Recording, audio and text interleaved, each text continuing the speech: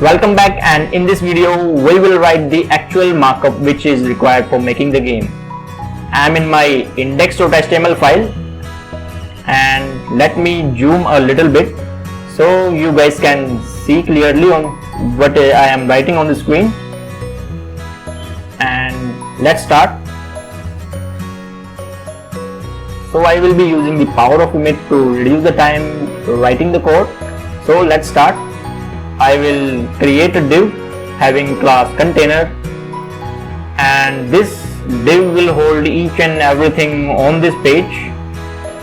So inside this div we have this one row. Let's make a div of class card container main, and this div will represent this one row. Okay, and inside it we are having 4 columns. So we will need 4 divs having class card container,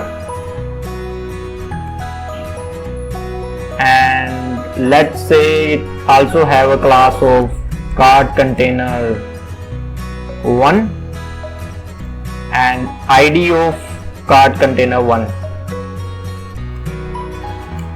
So we need these 4 divs. So I will multiply this by 4, and inside this we are having 3 cards, 3 individual cards. So let's define it in the markup also. So we will be having div of class card main which represent the actual card, and it will also have a ID, let's say card 1, and in each of these columns we have 3 cards. So let's multiply this by 3, and inside each of these cards we have this text which represents the number of cards. So let's make a span and give it a class of card name which represents the number on the card, and let's press the enter, and we are ready with the markup.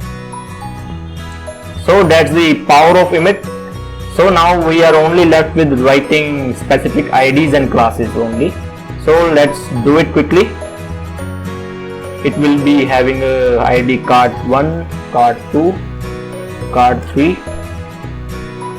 This will be the card container 2, card 4, card 5, card 6. This will be the container 3rd, card 7th, 8th, 9th. This will be the container number 4, and card number 10, 11 and 12. So we are also done with giving specific IDs and changing classes. So let's move on to defining these numbers. So we will define these numbers in spans. So let's give it a number. So let's give this number 1, this one 5, 9, 3, 6, 10, 2, 7 and 11, and this one 4, 8 and 12. So we are done with this section, and we have just this extra card remaining. So we will write markup inside of container and outside of card container main, because that represents the main cards, and this one is the extra one. So I will create a div having class card extras, because that card represents the extra card, and it will look like a simple card also. So I will give it a class of card main 2, and it will also have a ID of card extra.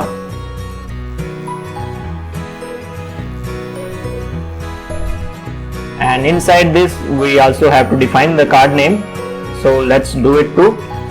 Span having class card name, press enter, and we get this markup.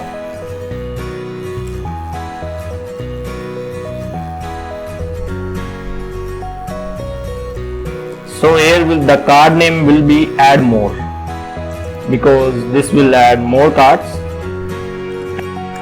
We have to define a paragraph too, and this paragraph will represent the count of the card. So let's say for initial it will be 3, and also I have to assign a ID of add count.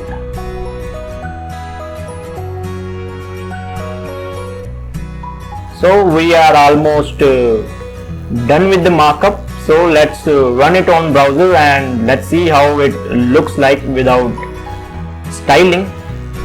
So I right click and choose open with live server. If you haven't installed the live server yet, I do suggest you first install the live server, because it will reduce our task of reloading the browser again and again. So let's open this with live server, and we got a label port 5500. So this is the port where live server is currently running. So back in browser, I open a new tab and goes to localhost 5500 on which the live server is currently running, and we got this. The markup we have written here,